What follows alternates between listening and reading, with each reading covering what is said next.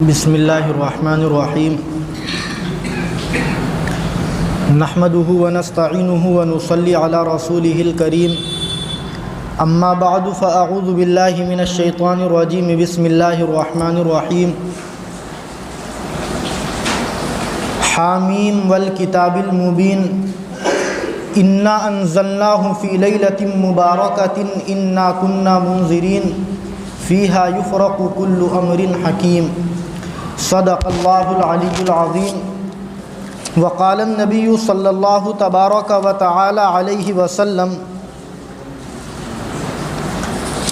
یطلع اللہ تبارک و تعالی الی خلقہ لیلۃ النصف من شعبان فیغفر لجمیع خلقہ الا لمشرک او مشاحن او کما قال علیہ الصلاۃ والسلام۔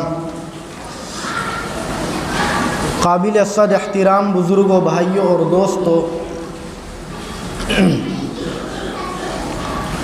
پرسوں کو 28 تاریخ میں سنڈے کا دن گزرنے کے بعد جو رات آئے گی وہ رات وہ ہے جس کو ہم اور آپ شب برات کے نام سے جانتے ہیں، شعبان کے مہینے کی 15ویں رات۔ اس رات کے تعلق سے ہم مسلمانوں میں، وہ عام مسلمان ہو یا علماء کا طبقہ ہو، ان میں دو طریقے کے نظریات پائے جاتے ہیں۔ ایک نظریہ تو ان لوگوں کا ہے جو یہ کہتے ہیں کہ شعبان کے مہینے کی 15ویں رات یعنی شب برات کی عبادت کرنا کسی حدیث سے ثابت نہیں ہے، وہ اس رات کی عبادت کو بدعت تک کہہ دیتے ہیں۔ ملیں گے اس طریقے کے لوگ آپ کو کہتے ہوئے۔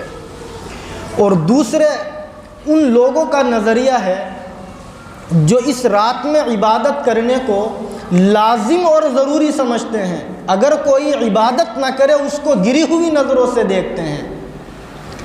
یہ دونوں نظریے کس درجے معتبر ہیں اس تعلق سے جو اس امت کے محققین، ریسرچ اسکولر گزرے ہیں اور جو مفسر اور محقق گزرے ہیں، جن کو اس امت کے تمام دانشوروں اور پڑھے لکھے لوگوں نے واقعتاً علمی آدمی تسلیم کیا ہے، انہوں نے اس رات کے تعلق سے اپنی کتابوں میں کیا کیا لکھا ہے وہ میں خلاصے کے طور پر آپ کے سامنے کوٹ کر کے حوالے کے ساتھ ذکر کروں گا انشاءاللہ۔ اللہ تعالیٰ قرآن و سنت کی روشنی میں صحیح اور سچی باتیں کہنے اور ہم سب کو ان پر عمل کی توفیق نصیب فرمائے گا۔ قرآن کریم میں 25ویں پارے میں ایک سورت ہے سورہ دخان۔ اس سورت کی آیت نمبر 3 میں اللہ تعالیٰ ارشاد فرماتے ہیں انا انزلناہ فی لیلۃ مبارکۃ انا کنا منذرین۔ اس کا ترجمہ یہ ہے کہ ہم نے قرآن کریم کو ایک برکت والی رات میں نازل کیا ہے۔ ایک سورت قرآن کریم کے 30ویں پارے میں ہے جس کو ہم سب رمضان کے مہینے میں تراویح میں سنتے بھی ہیں۔ اللہ تعالیٰ اس سورت کی پہلی ہی آیت میں ارشاد فرماتے ہیں انا انزلناہ فی لیلۃ القدر، کہ ہم نے قرآن کریم کو شب قدر میں، لیلۃ القدر میں نازل کیا ہے۔ ایک اور آیت قرآن کریم میں ہے شہر رمضان الذی انزل فیہ القرآن، جس میں اللہ تعالیٰ نے صاف لفظوں میں اعلان کیا کہ رمضان کا مہینہ وہ ہے جس میں قرآن کریم کو نازل کیا گیا ہے۔ ایک تو یہ آیت جس میں صاف لفظوں میں کہا گیا کہ ہم نے قرآن کریم کو رمضان کے مہینے میں نازل کیا، ایک وہ آیت 30ویں پارے کی جس میں صاف لفظوں میں ہے کہ قرآن کریم کو ہم نے شب قدر میں نازل کیا۔ ان دونوں آیتوں سے صاف طور پر یہ بات معلوم ہوتی ہے کہ قرآن کریم رمضان کے مقدس مہینے کی شب قدر میں نازل ہوا ہے۔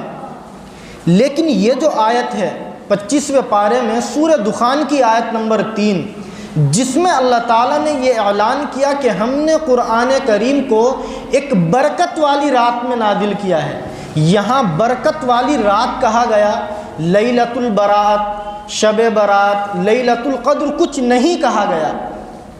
اس رات سے کون سی رات مراد ہے؟ اس سلسلے میں ہم یہ سمجھیں کہ جو جمہور مفسرین ہیں، یعنی قرآن کریم کی تفسیر لکھنے والوں کی جو میجورٹی ہے، جو اعلیٰ درجے کی بہت بڑے بڑے محققین کی ایک ٹیم ہے، ان سب نے لکھا ہے کہ اس برکت والی رات سے مراد بھی شب قدر ہے، جو رمضان کے مہینے میں آخری عشرے میں آتی ہے۔ رمضان میں کریں گے اس پر بات بھی انشاءاللہ۔ لیکن کچھ مفسرین نے یہاں یہ لکھا ہے کہ یہاں برکت والی رات سے مراد ہے شعبان کے مہینے کی 15ویں رات، شب برات۔ یہ میں نہیں کہہ رہا، میں کوڈ کر کے اس بات کو ذکر کروں۔ ایک مفسر گزرے ہیں بہت بڑے، امام قرطبی رحمۃ اللہ علیہ، ان کی بڑی مشہور کتاب ہے تفسیر کی عربی زبان میں، تفسیر قرطبی۔ اس کتاب میں انہوں نے لکھا ہے کہ اللیلۃ المبارکۃ لیلۃ القدر، کہ برکت والی رات سے مراد لیلۃ القدر ہے۔ لیکن آگے انہوں نے عربی میں لکھا کہ وَيُقَالْ لیلۃ النصف من شعبان۔ کچھ لوگوں کی رائے یہ ہے کہ یہاں برکت والی رات سے مراد شعبان کے مہینے کی 15ویں رات ہے، جسے شب برات کے نام سے ہم یاد کرتے ہیں۔ اس کے علاوہ ایک بہت بڑے مفسر محدث اس امت کے گزرے ہیں، حضرت عکرمہ رضی اللہ تعالی عنہ، انہوں نے لکھا ہے کہ اللیلۃ المبارکۃ ہا ہنا لیلۃ النصف من شعبان، کہ یہاں برکت والی رات سے مراد شعبان کے مہینے کی 15ویں رات یعنی شب برات ہے۔ اور اس کے علاوہ ابن جریر طبری رحمۃ اللہ علیہ کی بڑی مشہور تفسیر کی کتاب ہے تفسیر طبری، اس میں انہوں نے، اور خاص طور پر جامع البیان نامی کتاب میں انہوں نے جلد 25 صفحہ 139 پر یہ جملہ لکھا ہے کہ ہی لیلۃ النصف من شعبان، کہ یہاں برکت والی رات سے مراد شب برات یعنی شعبان کے مہینے کی 15ویں رات ہے۔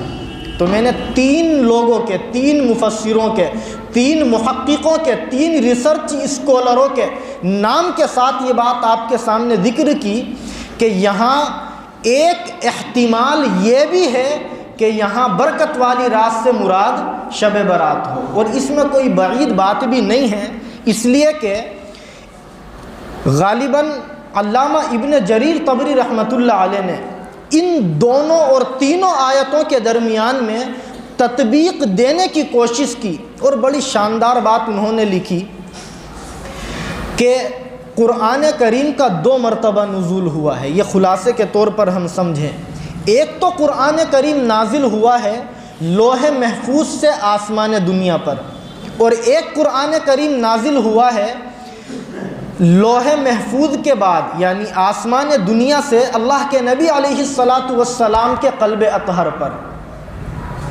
اس کو اور تفصیل سے سمجھیں، قرآن کریم لوح محفوظ میں، آپ نے قرآن میں بھی پڑھا ہوگا نا، فی لوح محفوظ 30ویں پارے میں ہے کہ قرآن کریم پورے کا پورا 30 پاروں کی شکل میں لوح محفوظ میں لکھا ہوا ہے۔ تو یہ جو 30 پارے وہاں لکھے ہوئے ہیں، اللہ تعالیٰ قرآن کریم میں لوح محفوظ میں اس کا تذکرہ فرماتے ہیں۔ تو علامہ طبری رحمۃ اللہ علیہ نے، علامہ ابن جریر رحمۃ اللہ علیہ نے یہ لکھا ہے کہ مکمل 30 پارے ایک ہی مرتبہ میں اللہ تعالیٰ نے نازل فرمائے تھے لوح محفوظ سے آسمان دنیا پر، اور یہ نزول ہوا تھا شعبان کے مہینے کی 15ویں رات میں، جو شب برات کے نام سے ہم جانتے ہیں۔ اور آگے انہوں نے لکھا کہ مکمل 30 پارے آسمان دنیا پر اللہ نے اس رات میں ایک ہی مرتبہ میں نازل فرما دیے۔ اس کے بعد رمضان کے مقدس مہینے میں جو شب قدر آتی ہے، اس رات میں اللہ رب العزت نے یہ قرآن کریم آسمان دنیا سے اپنے نبی محمد الرسول اللہ صلی اللہ علیہ وسلم کے قلب اطہر پر نازل کرنا شروع کیا، اور جیسے جیسے ضرورت پڑتی گئی، جیسے جیسے موقع ہوا، اللہ نے کبھی ایک آیت، کبھی چند آیتیں، کبھی ایک سورت، کبھی چند سورتیں قرآن کی نازل فرمانا شروع کی، اور مکمل 23 سالوں میں یہ 30 پارے اللہ نے آسمان دنیا سے اپنے نبی صلی اللہ علیہ وسلم کے قلب اطہر پر نازل فرمائے۔ یہ بڑی شاندار بات علامہ ابن جریر رحمۃ اللہ علیہ نے ان آیتوں کے مطلبوں کو جمع کرنے کے لیے لکھی ہے، تو سمجھ میں بھی آتی ہے۔ آپ سمجھ گئے اچھے طریقے سے؟ اللہ کے نبی علیہ السلام پر ایسا نہیں ہوا کہ مکمل 30 پارے ایک ہی مرتبہ میں نازل ہوئے، بلکہ کبھی ایک آیت نازل ہوئی، کبھی چند آیتیں نازل ہوئی، کبھی پوری ایک سورت نازل ہوئی، اور یہ نازل ہونا شروع ہوا تھا قرآن رمضان کے مقدس مہینے کے آخری عشرے کی شب قدر میں، اور 23 سال تک نازل ہوتا رہا۔ 23 سال تک کیوں؟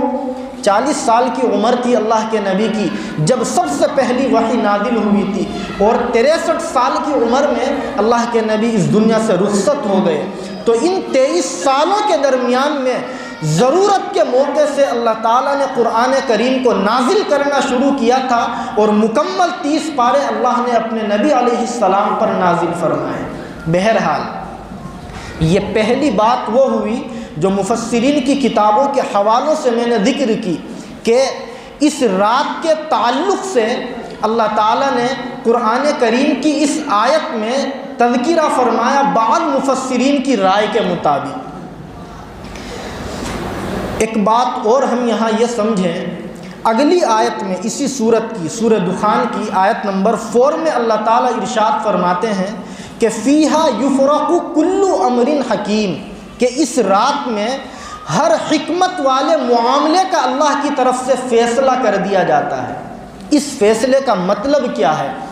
مفسرین نے لکھا ہے، خاص طور پر ایک مفسر اور محدث گزرے ہیں امام مجاہد رحمۃ اللہ علیہ، وہ لکھتے ہیں کہ فی لیلۃ القدر کل امر یکون فی السنۃ الی السنہ الحیات والموت یقدر فیہا المعائش والمصائب کلھا، کہ شب قدر میں اور بعض مفسرین کی رائے کے مطابق شب برات میں اللہ رب العزت نے انسان کی پیدائش سے پہلے ہی جو اس کی تقدیر میں اور اس کی قسمت میں لکھ رکھا ہے کہ یہ انسان کب تک زندہ رہے گا اور کب دنیا کی زندگی کو ختم کر کے ہمارے پاس آئے گا، کتنی روزی کمائے گا، کہاں سے کمائے گا، اس پر کتنی مصیبتیں آئیں گی، اس پر کتنی خوشیاں آئیں گی، یہ ہم سب کا یقین ہے کہ اللہ نے ہماری تقدیر میں ہماری قسمت میں سب لکھ رکھا ہے۔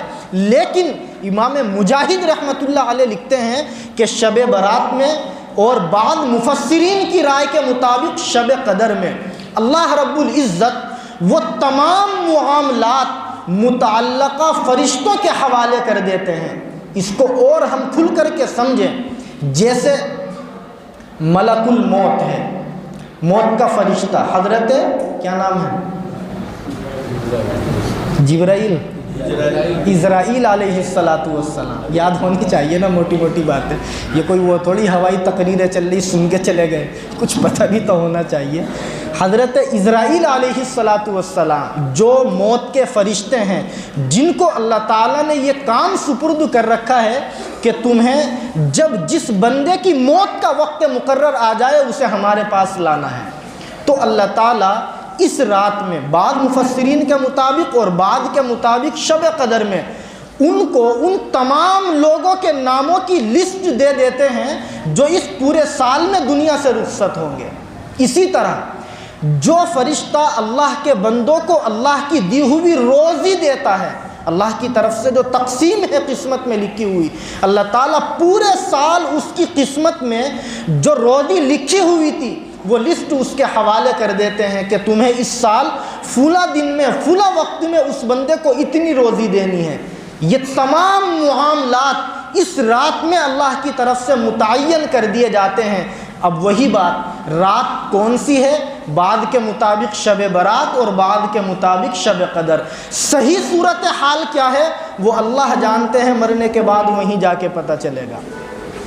یہی کہنا پڑے گا بھئی طے شدہ بات تو قرآن میں کہیں نہیں ہے۔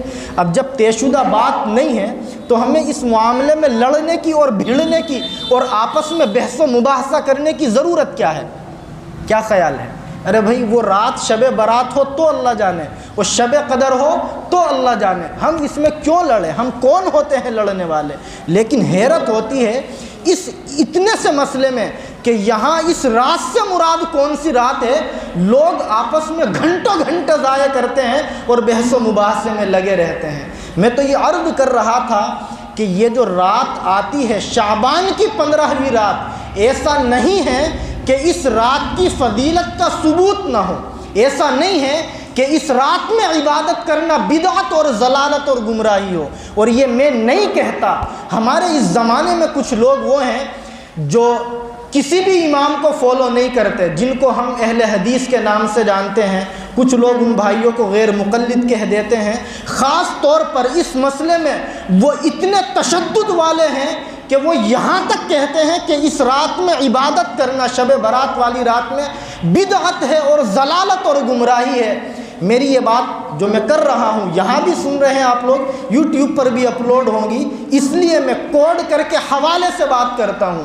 جو ہمارے اہل حدیث علماء گزرے ہیں، بہت بڑے بڑے علماء، ان میں ایک چوٹی کے عالم گزرے ہیں علامہ ناصر الدین البانی رحمۃ اللہ علیہ، جن کو اہل حدیث کے تمام علماء بصر و چشم تسلیم کرتے ہیں اور وہاں جا کر کے گھٹنے ٹیک دیتے ہیں، جو انہوں نے لکھ دیا وہ فائنل۔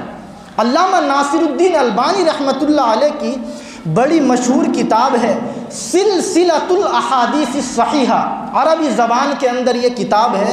اس کتاب میں چیپٹر نمبر 3 اور پیج نمبر 135 پر وہ خود لکھتے ہیں ایک روایت، اور وہ روایت وہ ہے جو حدیث کی بہت ساری کتابوں میں لکھی ہوئی ہے، صاحب ابن ماجہ نے اس کو نقل کیا۔ اللہ کے نبی علیہ السلام فرماتے ہیں کہ یطلع اللہ تبارک و تعالی الی خلقہ لیلۃ النصف من شعبان، کہ شعبان کی 15ویں رات کو اللہ تعالیٰ اپنے بندوں کی طرف متوجہ ہوتے ہیں، فیغفر لجمیع خلقی، اور اپنے تمام بندوں کی مغفرت فرما دیتے ہیں، الا لمشرک او مشاحن، 2 آدمیوں کی مغفرت نہیں فرماتے۔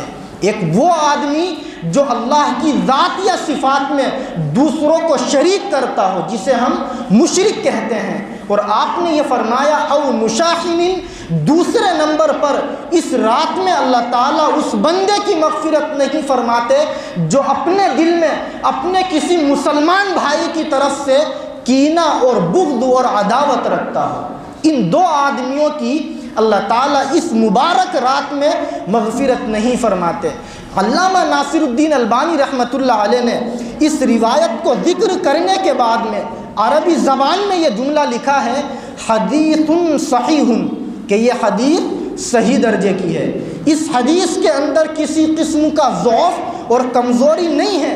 اور آگے انہوں نے لکھا ہے کہ روی عن جماعت من الصحابہ من طرق مختلفہ، کہ اس روایت کو صحابہ کی ایک بڑی جماعت نے مختلف طریقوں سے نقل فرمایا ہے، یشد بعضها بعضا، اور وہ طریقے ایک دوسرے کو مضبوط کر دیتے ہیں۔ اور آگے انہوں نے لکھا ہے کہ اس روایت کو ذکر کرنے والوں میں بڑے بڑے صحابہ ہیں، جن میں حضرت معاذ ابن جبل رضی اللہ تعالی عنہ ہیں، حضرت ابو ثعلبہ خشنی رضی اللہ تعالی عنہ ہیں، اس کے علاوہ حضرت ابو موسیٰ اشعری، حضرت ابو ہریرہ، حضرت عائشہ، حضرت ابو بکر صدیق رضی اللہ تعالی عنہ، اتنے بڑے بڑے صحابہ اس روایت کو اللہ کے نبی علیہ السلام سے اس امت تک پہنچا رہے ہیں۔ اس کے علاوہ ایک اہل حدیث کے بہت بڑے عالم گزرے ہیں جنہوں نے عربی زبان میں ترمذی کی عربی شرح لکھی ہے تحفۃ الاحوذی کے نام سے۔ ان کا نام ہے علامہ عبد الرحمن مبارک پوری رحمۃ اللہ علیہ۔ انہوں نے ترمذی کی عربی شرح تحفۃ الاحوذی میں جلد 3 صفحہ 441 پر یہ جملہ لکھا ہے کہ اعلم، جان لیجئے، انہ ورد فی فضیلۃ النصف من شعبان عدۃ احادیث، کہ شعبان کی 15ویں رات کی فضیلت کے سلسلے میں بہت ساری احادیث ذکر کی گئی ہیں، بہت ساری حدیث وارد ہوئی ہیں۔ اور آگے وہ لکھتے ہیں کہ مجموعها يدل على ان لها اصلا، یہ تمام روایتیں اس بات پر دلالت کرتی ہیں کہ اس رات کی فضیلت کی کوئی نہ کوئی اصل ہے، اس رات کی عبادت کو اور فضیلت کو ہم بے بنیاد نہیں کہہ سکتے۔ پھر انہوں نے اسی کتاب کے اندر بہت ساری حدیثوں کو ذکر فرمایا، جن حدیثوں میں اللہ کے نبی علیہ السلام نے اس رات کی عبادت کا، اس رات کی فضیلت کا ذکر فرمایا، اور آگے انہوں نے عربی زبان میں جو جملہ لکھا ہے وہ دل چاہتا ہے ہر اس بھائی کو پکڑ کے سناؤں جو یہ کہتا ہے کہ اس رات میں عبادت کرنا بے بنیاد ہے، من گھڑت ہے اور بدعت ہے، ضلالت ہے۔ وہ لکھتے ہیں عربی زبان کے اندر کہ هذه الاحادیث بمجموعها حجت علی من زعم انه لم يثبت في فضیلۃ الليلۃ النصف من شعبان شیء۔ وہ لکھتے ہیں کہ یہ تمام احادیث ان لوگوں کے خلاف دلیل ہے۔ حجتن کا ترجمہ ہوتا ہے دلیل، جو عربی جانتے ہیں وہ سمجھ سکتے ہیں۔ وہ لکھتے ہیں کہ یہ تمام حدیثیں، یہ تمام روایتیں ان لوگوں کے خلاف دلیل ہیں جو یہ سمجھتے ہیں کہ شعبان کی 15ویں رات کی فضیلت کے سلسلے میں کسی قسم کی کوئی بات اللہ کے نبی سے ثابت نہیں ہے۔ یہ میں نے دو نام ان لوگوں کے لیے ہیں جن کو ہمارے اہل حدیث اور غیر مقلد بھائی بہت بڑا اپنا مقتدی تسلیم کرتے ہیں، اور جن کی لکھی ہوئی باتوں کو وہ آنکھ میچ کر کے تسلیم کرتے ہیں۔ انہوں نے عربی زبان کے اندر اس رات کی فضیلت کے سلسلے میں، اس رات کی عبادت کے سلسلے میں عربی کے اندر کیا لکھا ہے، میں نے ان کے الفاظ نقل کر کے ان کا ترجمہ کیا ہے۔ ان کے علاوہ آپ سب نے ایک نام سنا ہوگا، مفتی تقی عثمانی صاحب دامت برکاتہم، پاکستان کے ہیں، اور انہوں نے اپنا علمی لوہا پوری دنیا کے علماء سے منوایا۔ عربی زبان کے اندر اتنی بڑی کتابیں انہوں نے لکھی ہے کہ ایک جگہ میں پڑھ رہا تھا ان کے بارے میں کہ حرم شریف کے ائمہ جو خانہ کعبہ کے امام ہیں وہ خود عربی زبان میں لکھی ہوئی ان کی کتابوں کا مطالعہ کرنے کے بعد میں اپنی معلومات میں اضافہ کرتے۔ کتنے بڑے آدمی ہیں، بوڑھے ہو چکے، اللہ سے دعا کیجیے اللہ ان کی عمر میں برکت پیدا فرمائے۔ ان کی ایک کتاب ہے اصلاحی خطبات، اتنی موٹی موٹی، تقریباً 30 سے زیادہ چیپٹروں میں، اس میں انہوں نے جلد 2 صفحہ 258 پر کتنی غضب کی بات لکھی ہے۔ میں نے ابھی تک اپنی طرف سے کچھ نہیں کہا۔ وہ لکھتے ہیں، میں انہی کے الفاظ نقل کروں کہ شب برات کی فضیلت بے بنیاد اور بے اصل نہیں ہے۔ آگے وہ لکھتے ہیں کہ شب برات کے بارے میں یہ کہنا بالکل غلط ہے کہ اس رات کی کوئی فضیلت حدیث سے ثابت نہیں ہے۔ آگے لکھتے ہیں کہ حقیقت یہ ہے کہ 10 صحابہ کرام سے، کتنے سے؟ آپ بھی یاد رکھیں، میں کوئی تقریر نہیں کر رہا، میں چاہتا ہوں کچھ معلومات آپ کے سپرد کروں تاکہ کوئی آپ سے اگر کہے تو آپ اس کو بتلا تو دیں۔ وہ لکھتے ہیں کہ 10 صحابہ کرام رضی اللہ عنہم اجمعین سے احادیث مروی ہیں جن میں نبی کریم صلی اللہ علیہ وسلم نے اس رات کی فضیلت کو بیان فرمایا ہے۔ آگے لکھتے ہیں کہ ان میں سے بعض احادیث سند کے اعتبار سے بے شک کچھ کمزور ہیں۔ آپ سے کوئی کہے گا کہ یہ حدیثیں کمزور ہیں، آپ ان سے کہیں کہ بے شک کچھ حدیثیں ان میں سے کمزور ہیں، لیکن ان احادیث کے کمزور ہونے کی وجہ سے یہ نہیں کہا جا سکتا کہ اس رات کی عبادت بے اصل اور بے بنیاد ہے۔ کیوں؟ اس لیے کہ حدیث کے جو ائمہ گزرے ہیں، حدیث کے جو اسپیشلسٹ لوگ گزرے ہیں، جو حدیث کو سمجھنے والے ریسرچ اسکالر گزرے ہیں، ان کے حوالے سے تقی عثمانی صاحب لکھتے ہیں کہ فقہا کا یہ فیصلہ ہے، محدثین کا یہ فیصلہ ہے کہ اگر ایک روایت سند کے اعتبار سے کچھ کمزور ہو لیکن اس کی تائید بہت سی احادیث سے ہو جائے، یعنی ایک حدیث کمزور ہو لیکن اس کی کمزوری کے علاوہ بہت ساری حدیثوں میں اسی طرح کی بات اللہ کے نبی نے بیان فرما رکھی ہو، تو وہ لکھتے ہیں کہ اس کو بے بنیاد اور بے اصل کہنا بالکل غلط ہے۔ میں نے ابھی ایک روایت ذکر کی جس کے بارے میں علامہ البانی رحمۃ اللہ علیہ جو اہل حدیث کے بڑے عالم گزرے، انہوں نے لکھا حدیث صحیح کہ یہ حدیث بالکل صحیح ہے، تو بے بنیاد اور بے اصل اس کو نہیں کہہ سکتے۔ آگے وہ لکھتے ہیں تقی صاحب کہ امت مسلمہ کے جو خیر القرون ہیں، یعنی جو اس امت کے بہترین زمانے گزرے ہیں، کون سے زمانے؟ صحابہ کرام رضی اللہ عنہم اجمعین کا زمانہ، تابعین کا زمانہ، اور ان کے بعد تبع تابعین کا زمانہ۔ وہ لکھتے ہیں کہ ان تمام ادوار میں اس رات کی فضیلت سے فائدہ اٹھانے کا اہتمام کیا جاتا رہا ہے۔ تمام لوگ اس رات میں اللہ کی عبادت کرتے رہے ہیں، اور آگے انہوں نے لکھا کہ لوگ اس رات میں خصوصی عبادت کا اہتمام کرتے رہے ہیں۔ کون سے زمانے سے؟ صحابہ کے زمانے سے۔ اب وقت نہیں ہے، ورنہ میں نام لے لے کر کے تفصیل سے آپ کے سامنے ان کا تذکرہ کر سکتا تھا۔ آگے وہ لکھتے ہیں خلاصے کے طور پر، لہذا اس رات کی عبادت کو بدعت کہنا، بے بنیاد اور بے اصل کہنا درست نہیں ہے۔ صحیح بات یہی ہے کہ یہ فضیلت والی رات ہے، اور اس رات میں جاگنا، عبادت کرنا باعث اجر و ثواب ہے، اور اس کی خصوصی اہمیت ہے۔ کس نے لکھا؟ تقی عثمانی صاحب نے۔ کہاں لکھا؟ اصلاحی خطبات کے چیپٹر نمبر 2 پیج نمبر 258 پر۔ میں نے اہل حدیث کے علماء کی، جو غیر مقلد علماء گزرے ہیں، ان کی کتابوں کے حوالوں سے اور اپنے حضرت کے حوالے سے اب تک جو باتیں ذکر کی ہیں، ان تمام باتوں کا خلاصہ یہ ہے کہ یہ تو شعبان کی 15ویں رات آتی ہے، اس رات میں عبادت کرنا غلط نہیں ہے، لیکن عبادت کے طریقے کو متعین کر لینا غلط ہے۔ عبادت کرنا غلط نہیں ہے، عبادت کے طریقے کو لازم کر لینا غلط ہے۔ کیوں؟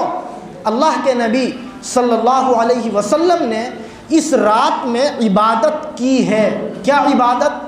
ابھی میں آپ کے سامنے وہ روایت ذکر کروں گا، لیکن عبادت کا کوئی خاص طریقہ کرنے کے لیے اللہ کے نبی نے اپنی امت کو حکم نہیں دیا ہے۔ ایک روایت میں آپ کے سامنے ذکر کروں، ابن ماجہ میں 1388 نمبر کی روایت ہے۔ اللہ کے نبی صلی اللہ علیہ وسلم ارشاد فرماتے ہیں، اذا کانت لیلۃ النصف من شعبان فقوموا لیلہا وصوموا نہارہا، کہ جب شعبان کی 15ویں رات آئے تو تم اس رات میں عبادت کرو اور اگلے دن کا روزہ رکھو۔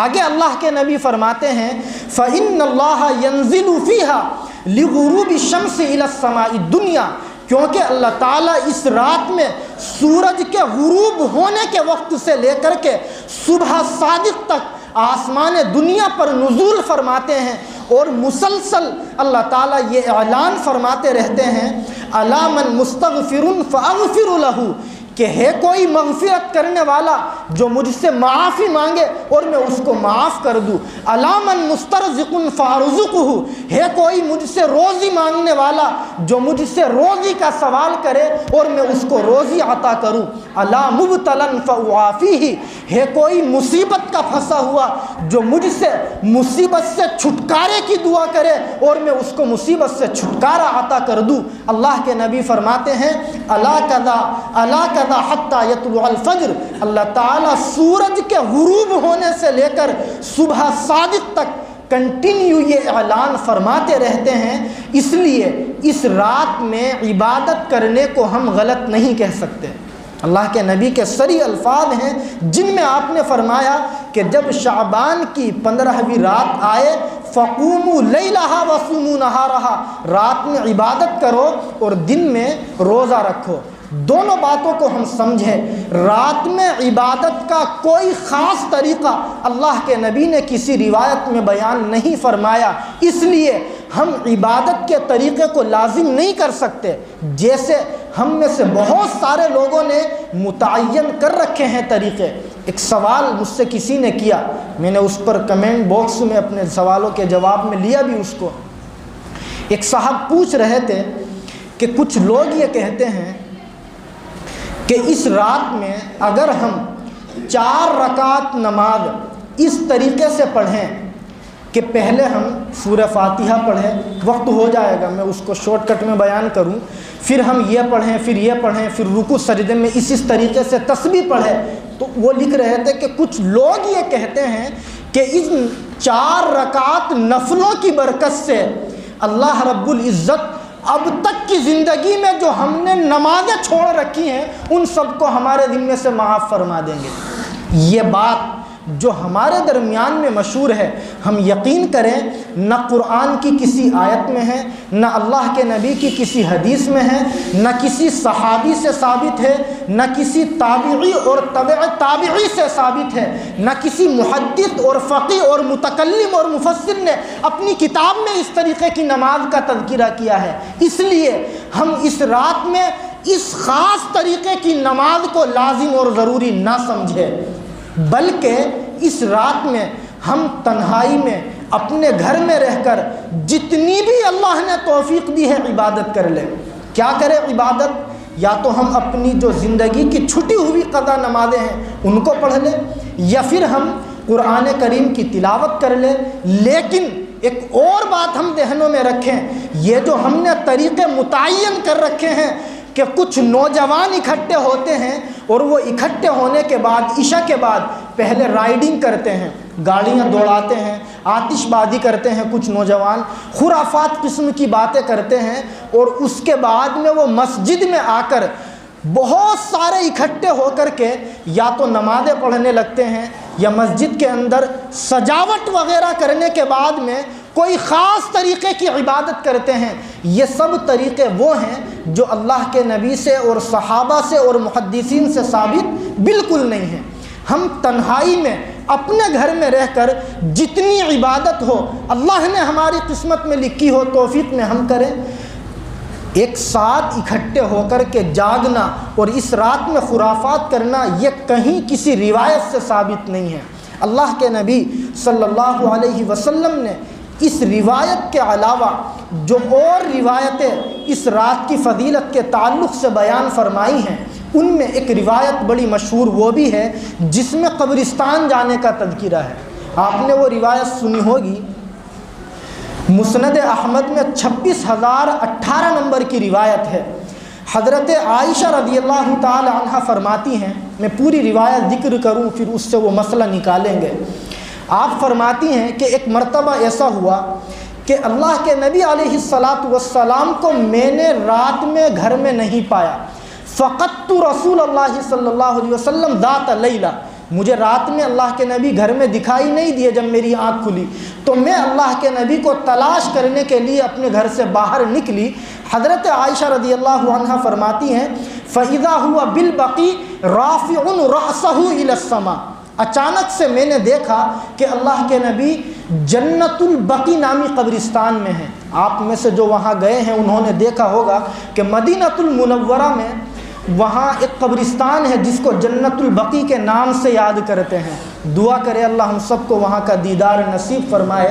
آپ فرماتی ہیں کہ جب میں نے دیکھا تو اللہ کے نبی جنت البقیع نامی قبرستان میں اپنے ہاتھوں کو آسمانوں کی طرف اٹھائے ہوئے دعا فرما رہے تھے، غالباً مردوں کے لیے مغفرت کی دعا فرما رہے ہوگے۔ حضرت عائشہ رضی اللہ تعالی عنہا کو اللہ کے نبی نے جب دیکھا تو آپ نے فوراً یہ جملہ کہا اَكُنْتِ تَخَافِينَ أَن يَحِيفَ اللَّهُ عَلَيْكِ وَرَسُولُهُ، اے عائشہ کیا آپ کو یہ ڈر تھا کہ اللہ اور اس کے رسول آپ پر زیادتی کریں گے؟ حضرت عائشہ فرماتی ہیں کہ نہیں یا رسول اللہ، میں یہ سمجھی تھی کہ شاید آپ آج رات کسی دوسری بیوی کے پاس چلے گئے ہوں، اس لیے میں آپ کو تلاش کرنے کے لیے گھر سے نکلی۔ اللہ کے نبی صلی اللہ علیہ وسلم نے حضرت عائشہ رضی اللہ تعالی عنہا سے مخاطب ہو کر کے جو بات فرمائی تھی وہ اس روایت کی فضیلت کو بیان فرماتی ہے، اس رات کی فضیلت کا اس سے ثبوت ملتا ہے۔ آپ نے ارشاد فرمایا کہ عائشہ ان اللہ تعالی ینزل لیلۃ النصف من شعبان، کہ اللہ تعالیٰ شعبان کی 15ویں رات میں، وہ رات شب برات ہی تھی، شعبان کی 15ویں رات تھی، آپ نے اس لیے فرمایا کہ اللہ تعالیٰ شعبان کی 15ویں رات کو آسمان دنیا پر نزول فرماتے ہیں، یعنی اپنے بندوں کی طرف خصوصی توجہ اللہ فرماتے ہیں۔ اور آپ نے فرمایا فَيَغْفِرُ لِأَكْثَرَ مِنْ عَدَدِ شَعْرِ غَنَمِ كَلْبٍ، کہ کہ قبیلہ بنو کلب کی بکریوں کے بدن پر جتنے بال ہیں اللہ تعالیٰ ان سے زیادہ اپنے بندوں کی آج کی رات میں مغفرت فرماتے ہیں۔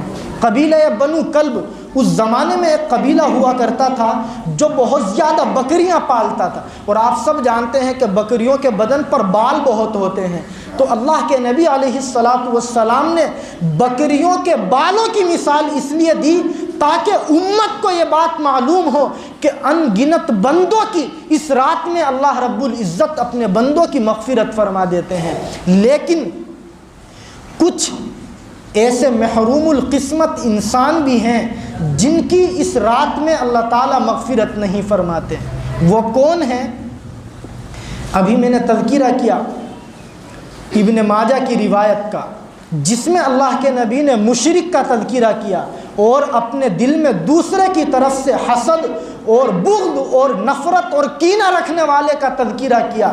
اس کے علاوہ شعب الایمان نامی ایک کتاب ہے امام بیہقی رحمۃ اللہ علیہ کی، اس میں جلد 3 صفحہ 383 پر اور الترغیب میں جلد 2 صفحہ 73 پر دونوں روایتوں میں مشترک طریقے سے اس سلسلے میں جو احادیث ہیں ان کو جب ہم جمع کرتے ہیں تو ایسے 14 آدمی نظر آتے ہیں جن کی اس رات میں اللہ تعالیٰ مغفرت نہیں فرماتے۔ کتنے لوگ؟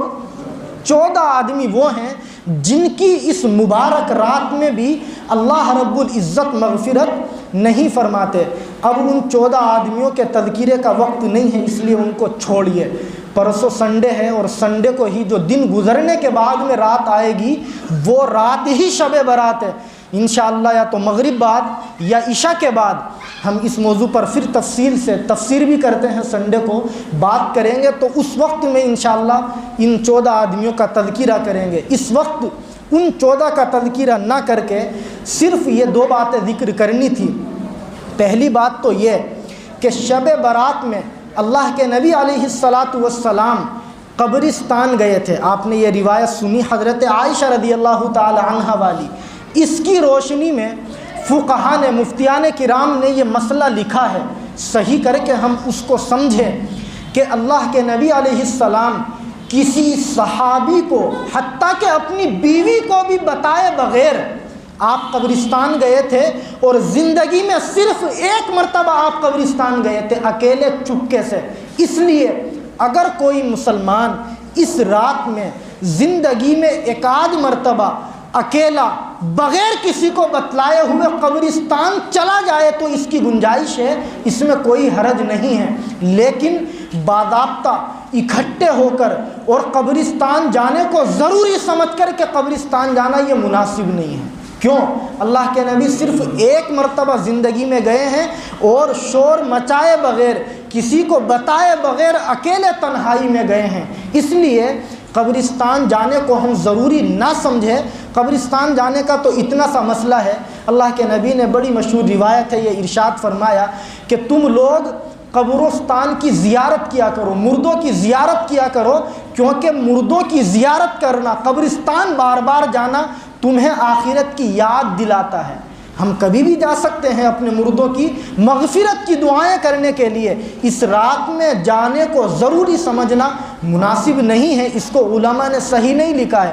1 مرتبہ اکیلے ہم چلے جائیں تو اس میں کوئی مذائقہ نہیں ہے۔ دوسری بات، شب برات کے اگلے دن کے روزے کا مسئلہ۔ بہت سے لوگوں نے اس روزے کو بہت زیادہ لازم اور ضروری کر رکھا ہے، ایسا نہیں ہے۔ میں نے اس کے بارے میں کافی مطالعہ کیا، اسٹڈی کی، یوں کہیے گویا ریسرچ کیا، تو اس نتیجے تک میں پہنچا۔ تقی عثمانی صاحب نے لکھا ہے کہ اللہ کے نبی علیہ السلام ہر مہینے ایام بیض کے روزہ رکھا کرتے تھے۔ ایام بیض پر میں نے پچھلے ہفتے بھی بات کی تھی، یعنی چاند کی 13، 14 اور 15، ان 3 تاریخوں کے ہر مہینے اللہ کے نبی روزے رکھا کرتے تھے۔ اگر کوئی مسلمان شب برات کے اگلے دن والا روزہ اس لیے رکھتا ہے کہ یہ ان 3 تاریخوں میں سے ایک تاریخ کا روزہ ہے جو ہر مہینے اللہ کے نبی روزے رکھا کرتے تھے، تو پھر امید یہ ہے کہ اللہ تعالیٰ اس کو نفلی روزے کا ثواب عطا فرمائیں گے۔ اس لیے بھی اس روزے کو ہم رکھ سکتے ہیں۔ میں نے پچھلے ہفتے بھی روایت ذکر کی تھی کہ اللہ کے نبی علیہ الصلاۃ والسلام اس مقدس مہینے میں شعبان کے نفلی روزے اتنے زیادہ رکھا کرتے تھے کہ اتنے زیادہ نفلی روزے اللہ کے نبی اس مہینے کے علاوہ کسی میں نہیں رکھا کرتے تھے۔ ان دونوں باتوں کی وجہ سے اگر ہم اگلے دن کا روزہ رکھنا چاہیں تو ایک روزہ رکھ سکتے ہیں، مستحب ہے، نفل ہے، رکھیں گے تو ثواب ملے گا۔ لیکن اس شعبان کی 15ویں رات کے اگلے روزے کو اگر ہم ضروری سمجھیں گے اور نہ رکھنے والے پر لعن طعن کریں گے تو یہ مناسب بات نہیں ہے۔ اس کو علماء نے غلط لکھا ہے۔ کیوں؟ اس لیے کہ یہ روزہ لازم اور فرض اور واجب نہیں ہے، صرف یہ روزہ ان 2 باتوں کی وجہ سے مستحب ہے۔ کن 2 باتوں کی وجہ سے؟ ایک تو اس لیے کہ شعبان کے مہینے میں روزے اللہ کے نبی بہت زیادہ رکھتے تھے، دوسرے اس لیے کہ اگلا دن جو ہے شعبان کی 15ویں رات کے اگلا دن وہ ان 3 دنوں میں کا ایک دن ہے جن میں اللہ کے نبی ہر مہینے روزے رکھا کرتے تھے۔ ان 2 باتوں کی وجہ سے یہ روزہ مستحب ہے، نفل ہے۔ اگر ہم رکھیں گے تو اللہ تعالی ہمیں ثواب عطا فرمائیں گے، اور اگر نہیں رکھیں گے تو کوئی پکڑ دھکڑ نہیں ہوگی۔ اس لیے کہ روزے لازم اور ضروری صرف رمضان کے مہینے کے ہیں، اس کے علاوہ جو باقی روزے ہیں وہ مستحب ہیں، نفل ہیں، واجب اور ضروری نہیں ہیں۔